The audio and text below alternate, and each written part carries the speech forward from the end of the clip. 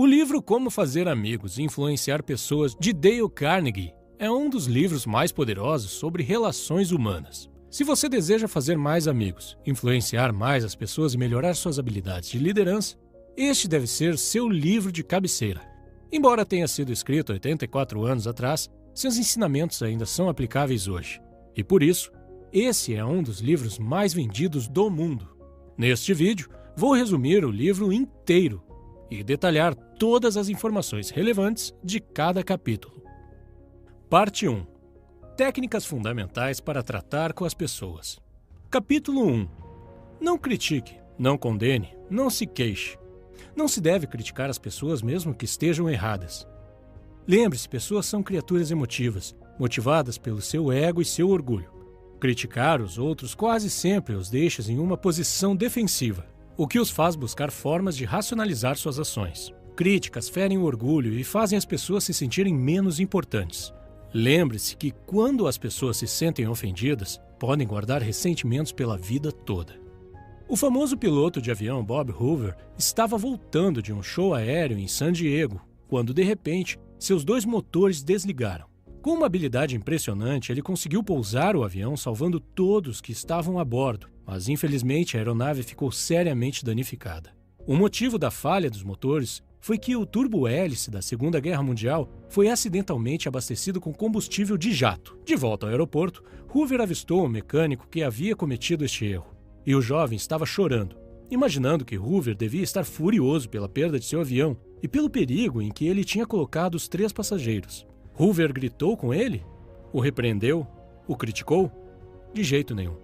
Na verdade, Hoover disse que para demonstrar a sua confiança de que o mecânico tinha aprendido sua lição, ele gostaria que ele fizesse a manutenção do avião que o piloto usaria no dia seguinte. Pode ser que Hoover tenha sido tão benevolente, pois sabia algo que o psicólogo B.F. Skinner já tinha descoberto vários anos antes. Animais que são recompensados por um bom comportamento aprendem melhor do que os que são punidos por um mau comportamento.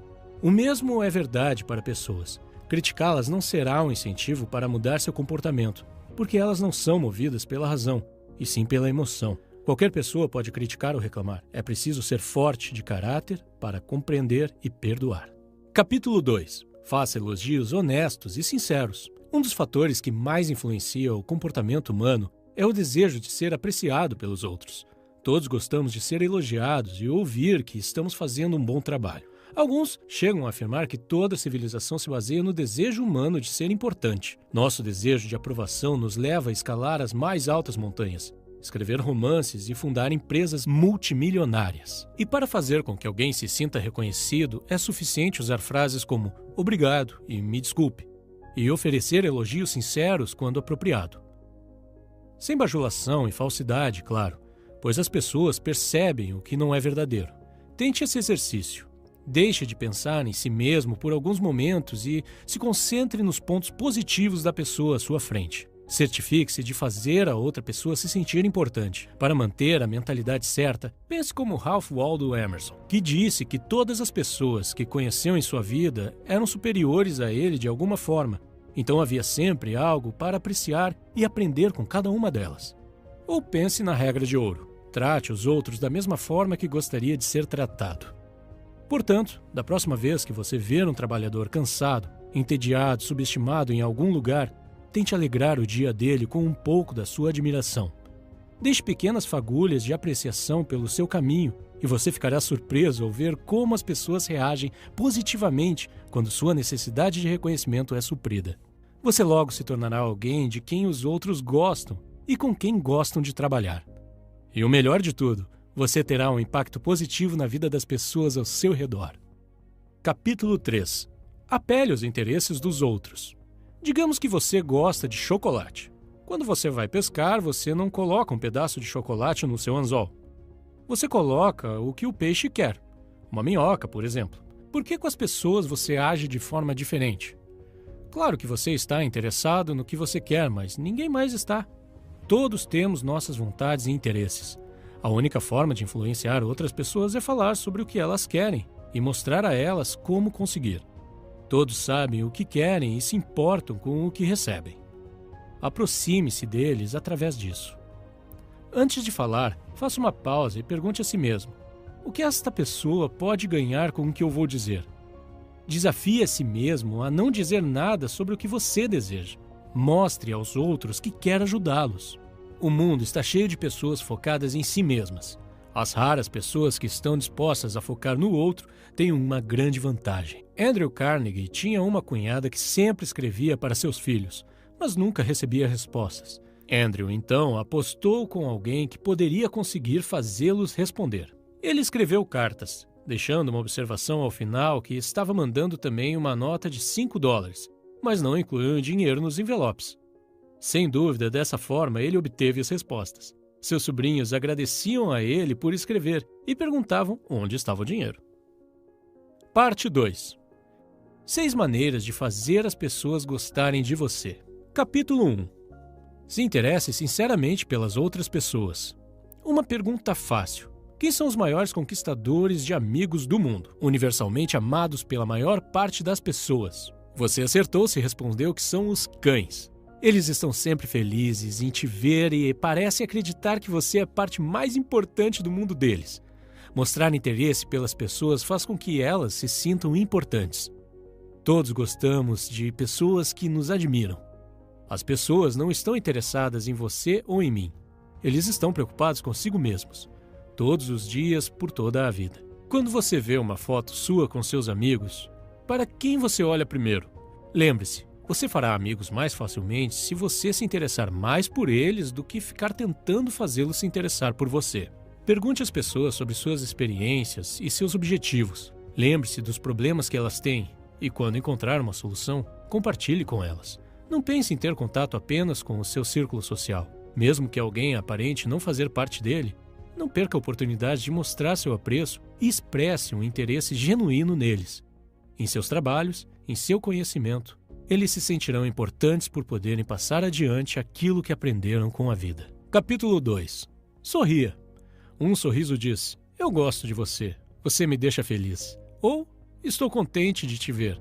É uma mensagem boa. Era uma vez um corretor da Bolsa de Nova York chamado William B. Steinhardt, que decidiu tentar algo novo. William era bastante rabugento e raramente sorria em sua vida pessoal ou profissional. Mas por conselho do autor, se comprometeu a sorrir mais.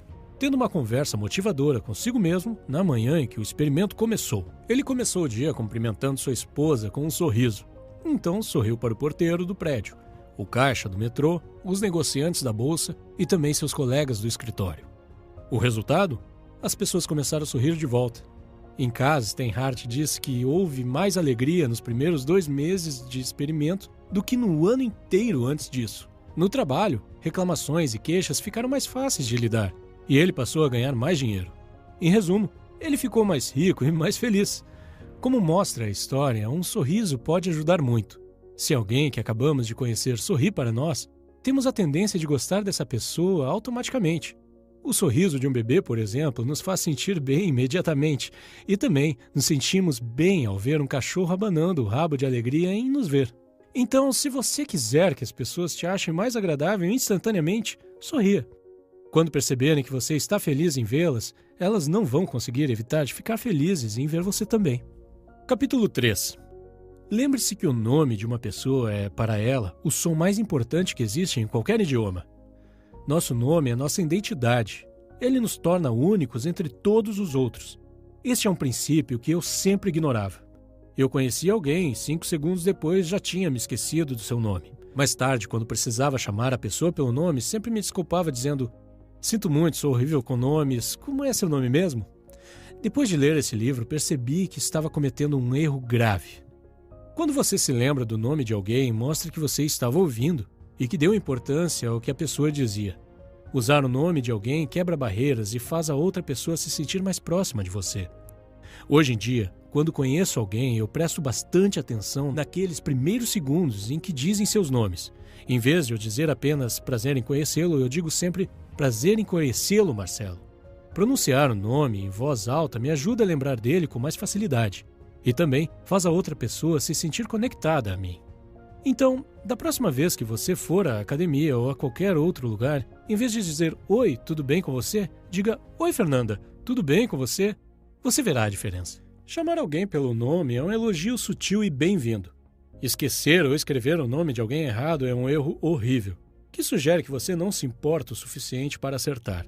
As pessoas pagam muito dinheiro para que seus nomes sejam lembrados depois que elas se vão. Dão seus nomes a prédios, parques, avenidas, etc. Um empresário que não consegue se lembrar dos nomes de seus principais clientes está simplesmente dizendo: eu não me importo com grande parte do meu negócio.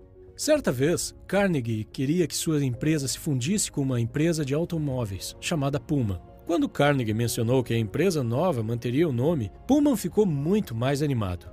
Se você tem dificuldades para lembrar nomes, procure entendê-los quando surgirem pela primeira vez na conversa. Peça que o repitam, até mesmo que o soletrem, se necessário. Então, o repita várias vezes para a pessoa durante a conversa. Finalmente, quando estiver sozinho, tente fazer algum tipo de associação entre o nome e outros fatos e ou palavras. Capítulo 4. Seja um bom ouvinte. Incentive os outros a falar sobre si mesmos. A vida de uma pessoa é a vida que mais importa para ela. A sua dor de cabeça pode significar mais para você do que a fome que mata milhões de pessoas desconhecidas.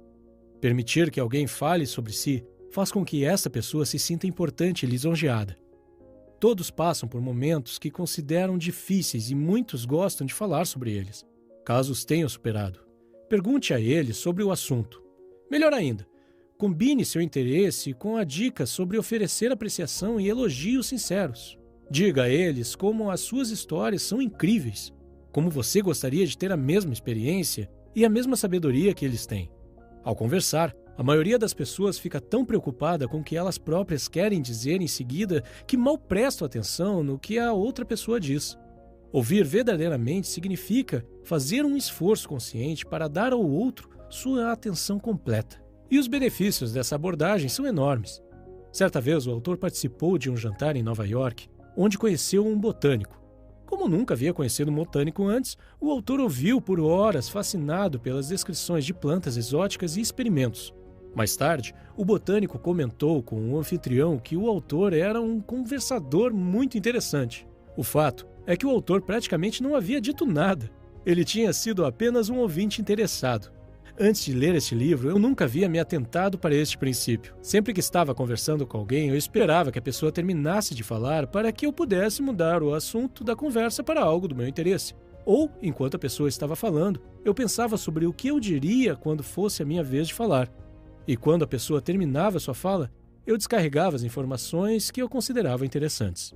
Capítulo 5. Fale sobre assuntos que interessam o outro. Usando a mesma analogia anterior, por que pescar com chocolate? Pesque com a isca que o seu companheiro de conversa quiser. As pessoas ficam muito mais entusiasmadas em falar sobre assuntos com os quais elas se importam do que sobre aqueles que só você gosta. Antes de conhecer alguém, pesquise a fundo seus interesses para que você tenha conhecimento prático. Identifique os principais objetivos de uma pessoa.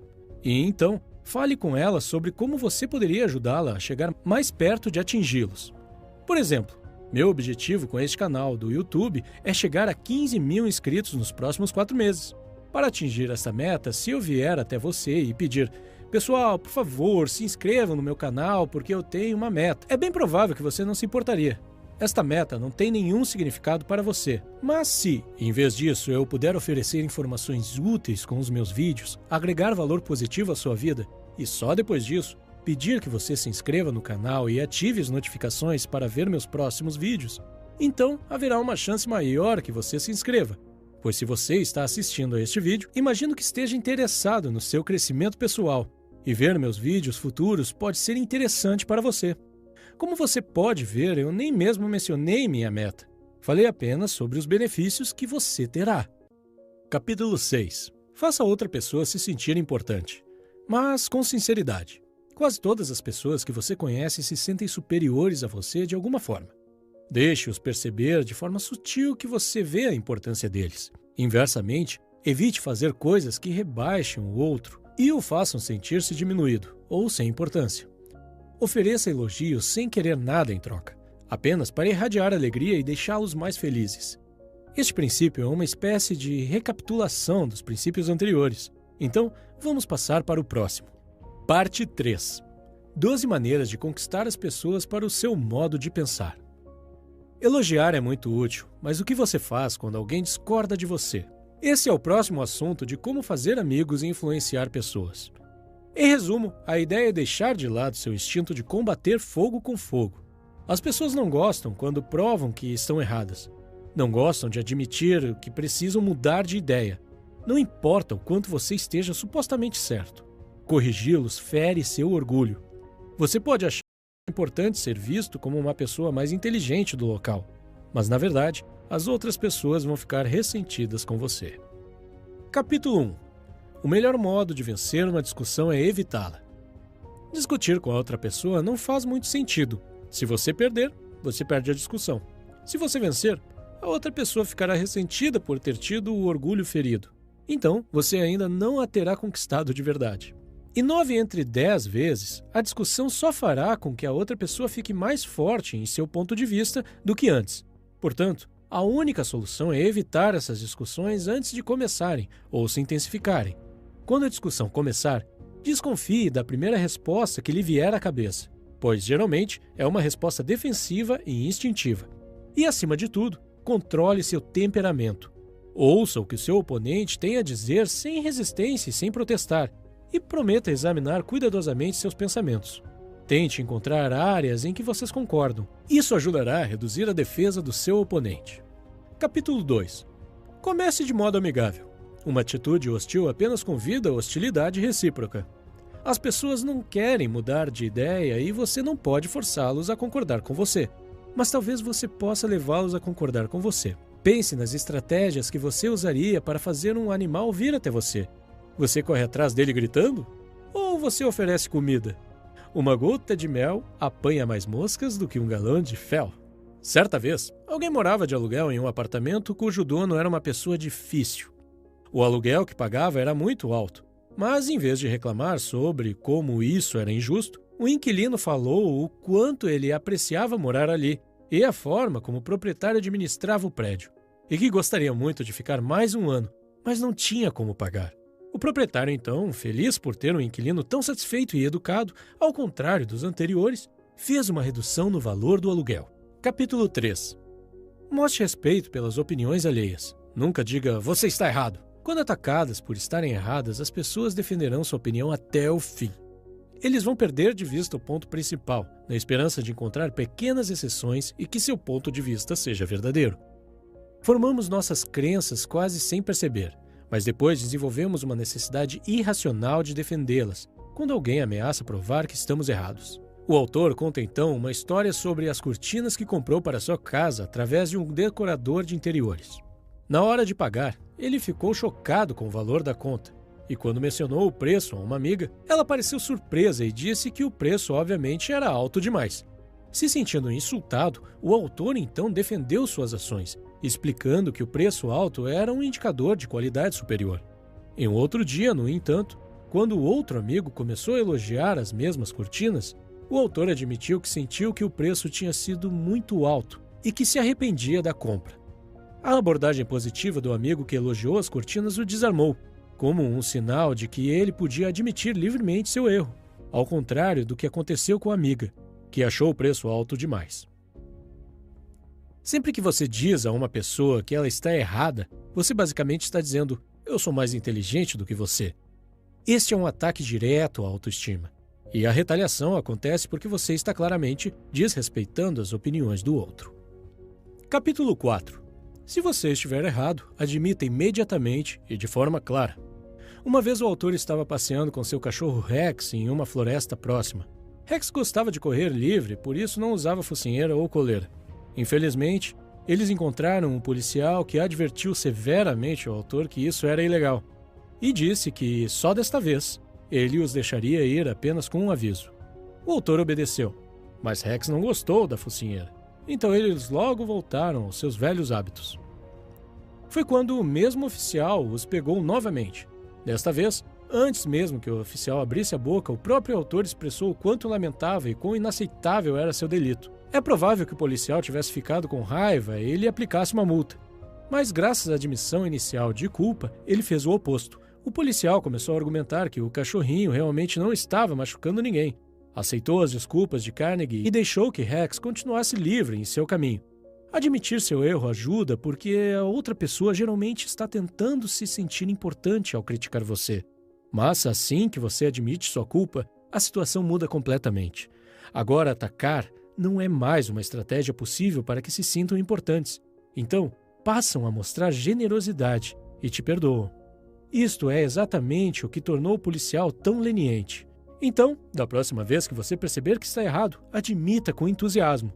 Você terá melhores resultados e descobrirá que é bem mais agradável do que ter que se defender enquanto a outra pessoa aponta seu erro. Capítulo 5. Deixe a outra pessoa falar durante a maior parte da conversa. Uma pessoa que discorda de você não prestará atenção no que você diz enquanto ela estiver desesperada para apresentar seus próprios argumentos. Portanto, incentive-a a expressar suas ideias completamente. Tenho certeza que você já assistiu a discussões em que nenhuma das pessoas estava ouvindo, porque sentiam que seus pontos de vista não estavam sendo reconhecidos pelo outro lado. Portanto, sempre resista à tentação de interromper enquanto alguém fala. Imagine que há uma garrafa vazia que se enche conforme a pessoa fala. Quando ela enche a garrafa, ela se torna muito mais receptiva a novas ideias e pensamentos. Antes que a garrafa esteja cheia, ela se sente ignorada. Cada vez que você interrompe, você esvazia a garrafa e é preciso começar tudo de novo. Capítulo 6. Tente honestamente ver as coisas pelo ponto de vista alheio. Se você tivesse nascido no corpo de outra pessoa, tivesse tido as experiências dela e visse o mundo pelas mesmas lentes, acabaria chegando às mesmas conclusões. Considere as ideias e sentimentos alheios tão importantes quanto os seus. Imagine como seria olhar para o mundo do ponto de vista da outra pessoa. Essa atitude é bastante produtiva. Vai te ajudar a descobrir os interesses do outro e articular seus argumentos para apelar aos interesses dele. Por exemplo, em uma entrevista de emprego, coloque-se no lugar do entrevistador. Você acha que ele gosta do processo da entrevista e de conversar com dezenas de pessoas em busca da pessoa certa? Você acha que ele está esperando que você se saia bem ou mal? Assim como você espera ser a pessoa certa para o cargo, o entrevistador também espera que a próxima pessoa que entrar em sua sala se encaixe perfeitamente no perfil da vaga. Ele também quer encerrar as entrevistas o quanto antes. Mude sua perspectiva. Em vez de ver a entrevista como uma situação que pode resolver o seu problema, veja-a como uma situação que pode resolver o problema do outro. Se você se concentrar nos problemas da empresa e explicar como os resolverá, seu problema será resolvido também. Capítulo 7. Seja compreensivo com as ideias e desejos da outra pessoa. Qualquer pessoa chateada sente-se completamente justificada em sua raiva. Não importa no que você acredita. Quando estamos com raiva, não dizemos para nós mesmos: eu sei que estou sendo irracional e que minha raiva não faz sentido, mas vou ficar com raiva mesmo assim. Todos precisam de compaixão e que seus sentimentos sejam reconhecidos como válidos. Se pudermos ser compreensivos com os outros, eles também vão compreender o nosso lado e, muitas vezes, concordar com a nossa maneira de pensar. Capítulo 8. Comece com perguntas às quais a outra pessoa responderá sim. Cada vez que alguém diz não, fica na defensiva, e a tendência é que seja consistente com esse sentimento nas perguntas seguintes. Portanto, não comece falando sobre as opiniões em que vocês discordam. Comece com as que vocês concordam. Faça a pessoa começar dizendo sim. Em vez de forçar suas conclusões, guie a pessoa até suas conclusões, com uma série de perguntas lógicas, sem deixar que percebam o que você está fazendo. É melhor usar o tom genuíno e paciente, em vez de aparentar já saber de todas as respostas. Faça perguntas com respostas pouco óbvias, para que a pessoa não se sinta encurralada. Essa técnica é muito usada por vendedores. Por exemplo, imagine que eu queira vender meus resumos de livros para você. Eu digo: você parece ser uma pessoa que gosta de ler, certo? Você responde que sim. Então eu digo: você gosta de economizar dinheiro? Você gosta de economizar tempo? É provável que suas respostas seriam sim, novamente.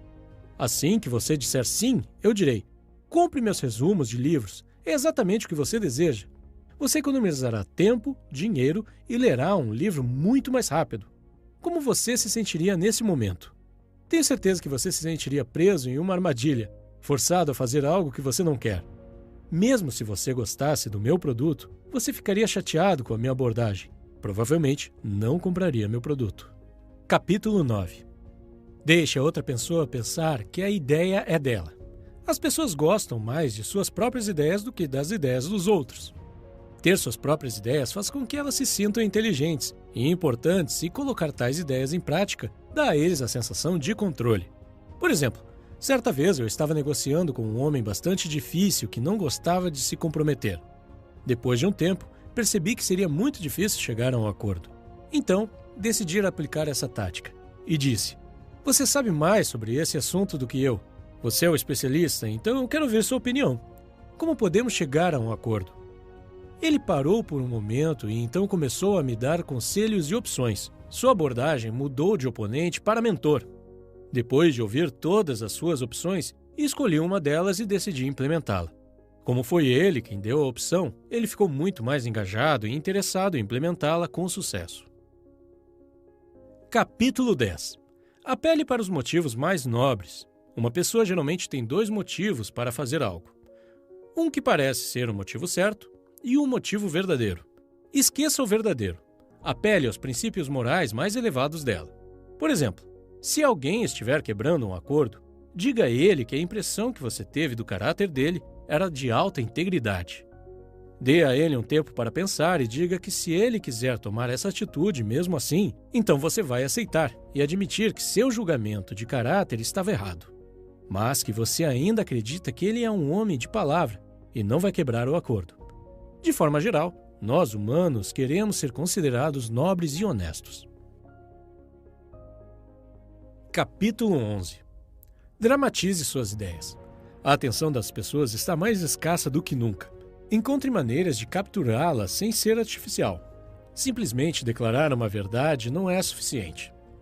Torne essa verdade vívida, interessante e dramática. Encontre uma maneira de representar visualmente o que está em jogo. Um vendedor de caixa registradora observou que a fila no caixa da loja estava muito lenta. Então ele disse ao proprietário que ele estava perdendo centavos com cada um dos seus clientes. Ele jogou moedas no chão para ilustrar o que queria dizer. Imagine como esta estratégia seria eficaz se ele continuasse fazendo isso repetidamente para ilustrar o dinheiro perdido a cada cliente. Steve Jobs ficou famoso ao apresentar o iPod com a frase 1000 músicas no seu bolso, em vez de mencionar gigas de armazenamento. Aqui estão algumas táticas para aplicar este princípio. Forneça uma analogia visual. Mostre objetos para ilustrar tamanho, velocidade e custo. Diga o valor da oportunidade em dinheiro. Por exemplo, sua empresa estará perdendo uma Ferrari por dia enquanto não corrigir esse problema. Eu gosto dessa tática e já usei muito no passado. Por exemplo, quando estava terminando meu estágio, tive que fazer uma apresentação final sobre os resultados. No total, éramos cerca de 25 alunos, e a minha apresentação foi uma das mais interessantes. O motivo é que não falei das tarefas entediantes que fazia no Excel. Eu simplesmente comecei dizendo que meu estágio economizou $1.300 para a empresa. Assim que eu disse isso, todos os gerentes da plateia começaram a me ouvir com mais atenção e fizeram muitas perguntas no final. Para ser sincero, fiz as mesmas coisas chatas que os outros estagiários. Diria que fiz ainda menos que eles. A única diferença é que calculei o número de horas que passei trabalhando e depois converti em dólares. Por se tratar de um estágio não remunerado, pude facilmente dizer que economizei dinheiro para a empresa, pois se algum outro colaborador tivesse feito o mesmo trabalho, a empresa teria que pagá-lo. Capítulo 12. Lance o desafio. Quando a motivação não funcionar, organize uma competição. Competições fazem as pessoas se engajarem porque elas não querem ficar em segundo lugar. O desejo por excelência é um motivador fundamental do comportamento. Por exemplo, se uma pessoa não tiver certeza se quer fazer um projeto do qual você deseja que ela participe, questione sutilmente sua força. Eu não te culpo por estar com medo, é um trabalho difícil. É preciso ser uma pessoa muito habilidosa para dar conta do trabalho. Parte 4. A parte final deste livro fala sobre como modificar as pessoas sem as ofender ou provocar ressentimentos. Capítulo 1. Comece com um elogio e uma apreciação sincera. É sempre mais fácil ouvir coisas desagradáveis depois de ouvir elogios sobre nossos pontos positivos. Sem elogios, a situação fica pesada demais. Ao elogiar, evite ser formal. É uma situação normal no mundo corporativo. Ouvir alguns elogios formais, em seguida uma grande crítica e no final, pequenos elogios novamente. Isso é conhecido como sanduíche de merda. Em vez disso, Sempre ofereça elogios sinceros e pontuais sobre itens específicos, em vez de generalizar. É ainda mais eficaz quando a pessoa sabe que você não está feliz com o trabalho e veio até você para reclamar. Nessa situação, se você puder oferecer apreciação sincera, será uma grande surpresa e tornará a pessoa mais receptiva ao seu feedback. Capítulo 2. Chame atenção para os erros alheios apenas de forma indireta. Evite ataques diretos. As pessoas normalmente sabem o que fizeram de errado. Chamar a atenção explicitamente cria resistência. Aqui estão 2 táticas que você pode usar. Em primeiro lugar, depois do seu elogio sincero, não diga mas, e sim e. Talvez você já tenha ouvido antes que tudo o que vem depois de mas não conta. Aqui estão 2 exemplos para você comparar. Você fez um excelente trabalho e se esforçou bastante, mas poderia ter evitado esses erros descuidados. Versus, você fez um excelente trabalho e se esforçou bastante, e se você fizer uma lista, vai melhorar sua taxa de precisão. Essa última abordagem evita o sentimento negativo de fracasso. Segunda tática: se uma tarefa estiver deixando de ser feita, faça você mesmo e mostre o trabalho para a pessoa. Por exemplo, John Wanamaker viu um cliente sendo ignorado no balcão de vendas enquanto os vendedores conversavam no canto. Ele mesmo atendeu a mulher e, em seguida, entregou a compra para que os vendedores embalassem. Capítulo 3. Fale de seus próprios erros antes de criticar os das outras pessoas. Admitir seus próprios erros mostra que você reconhece que a tarefa é difícil e que os erros da pessoa são compreensíveis. Carnegie diz que se você deseja trazer as pessoas para a sua forma de pensar, sempre fale sobre seus próprios erros antes de criticar a outra pessoa. Nunca diga "você está fazendo isso do jeito errado" ou "você não deveria fazer isso". Essa abordagem apenas deixaria a pessoa na defensiva e ela tentaria provar que estava certa com todas as explicações possíveis. Primeiro, fale sobre seus próprios erros. Diga a eles como você se sentiu quando estava no lugar deles e como você estava errado. Por exemplo, eu costumava contratar alunos para o programa de estágio de uma empresa onde trabalhei há vários anos. Durante o processo de entrevista, pude perceber que muitos alunos não conseguiam se expressar de verdade por causa do estresse e do nervosismo. Tenho certeza de que você está familiarizado com esse sentimento. Assim que você entra na sala de entrevista, seu QI cai para 20 e você não consegue nem responder a pergunta simples. Isso também dificultava o meu trabalho, pois era difícil identificar se o aluno não sabia a resposta ou se apenas não conseguia responder por causa do estresse. A situação ficava ainda mais difícil se o aluno fosse introvertido e tímido. Por isso, eu sempre tentava deixá-los relaxados, dizendo que era apenas uma conversa amigável, que eles não precisavam se estressar. Mas nunca dava certo. Um dia decidi iniciar o processo de entrevista com a minha própria história, embaraçosa de entrevista que fiz quando eu estava me candidatando para a mesma vaga que eles tentavam naquele momento. Eu disse a eles que não conseguia responder à entrevistadora quando ela me perguntou se eu poderia citar uma plataforma de mídia social que fosse famosa. Na época, o Facebook era a maior plataforma de mídia social e eu o usava todos os dias, porém não consegui responder a uma pergunta tão simples.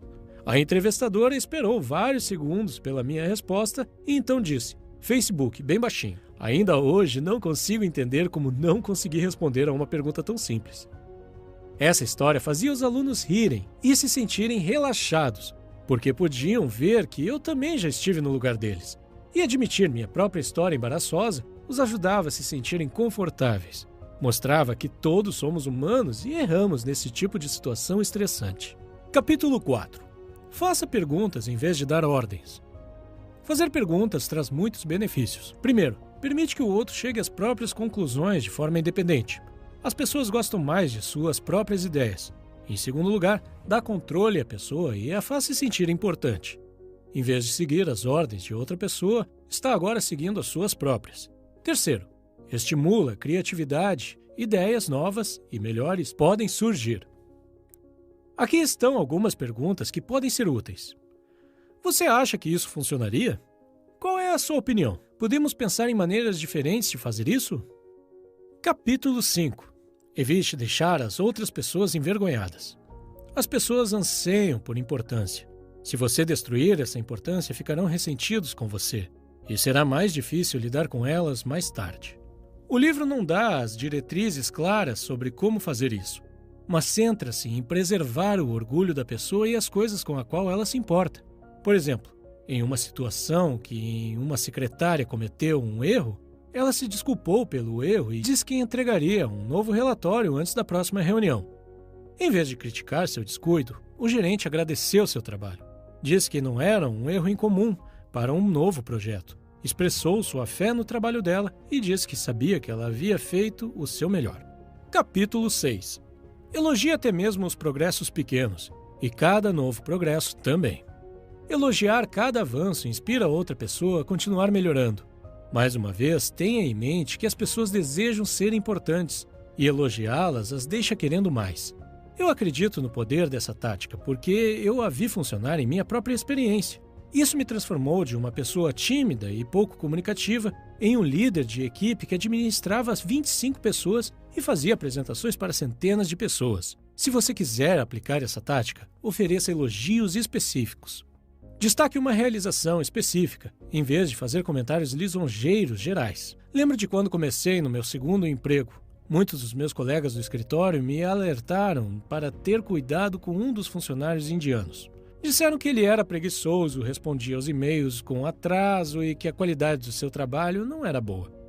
Vários de meus colegas até reclamaram com o gerente dele, mas isso não adiantou. Assim que comecei a trabalhar com ele, pude ver que meus colegas estavam certos, mas em vez de me concentrar em seus erros, decidi aplicar o princípio de Carnegie e me concentrar em pequenas coisas positivas e elogiá-lo por elas. Sempre que via um pequeno trabalho bem feito da parte dele, mesmo que pequeno, o elogiava por esse trabalho específico e, às vezes, adicionava no e-mail de seu gerente para que ele recebesse uma cópia. O número de trabalhos bem feitos começou a aumentar e, depois de 7 semanas, ele era uma pessoa completamente diferente. Ele se tornou proativo e amigável em suas comunicações, e não só comigo. Ele mudou com os outros também. Ele até me adicionou como amigo no Facebook, o que não tinha feito com nenhum dos meus colegas antes. Capítulo 7. Atribua a outra pessoa uma boa reputação. Se você quiser melhorar algo em uma pessoa, haja como se esse traço já fosse uma de suas características marcantes.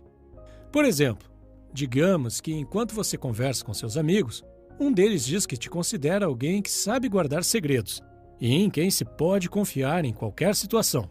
O resto de seus amigos também concorda com essa opinião. Depois de ouvir isso, mesmo que você não seja uma pessoa boa em guardar segredos, você começará a agir como tal. Você terá muito mais cuidado para não perder esse status e falará com muito mais cuidado para não acabar revelando o segredo de alguém e perder seu valioso título. Capítulo 8. Faça o erro parecer fácil de corrigir. Se você disser a alguém que lhe falta talento e que ele nunca será bom em alguma coisa, você eliminou o interesse e a esperança que ele poderia ter de melhorar. Em vez disso, diga a ele que ele tem o talento e os fundamentos certos, mas precisa apenas praticar para melhorar. Torne as etapas fáceis de executar. Exemplo, um instrutor de dança pode dizer para um dançarino que precisa melhorar. Você tem um senso natural de ritmo. Capítulo 9. Torne as pessoas satisfeitas em fazer o que você quer. Este princípio é semelhante a um dos princípios anteriores, que tratava de manter o interesse da outra pessoa em mente. Pessoalmente, penso que falar apenas sobre os interesses das outras pessoas pode levantar suspeitas. Por exemplo, se alguém com quem você está conversando quer falar apenas sobre você, sem mencionar seus próprios interesses, você pode suspeitar que nem tudo está sendo revelado. Uma maneira de evitar parecer falso é deixar claro seus motivos desde o início. Em seguida, falar sobre os benefícios que vocês dois teriam.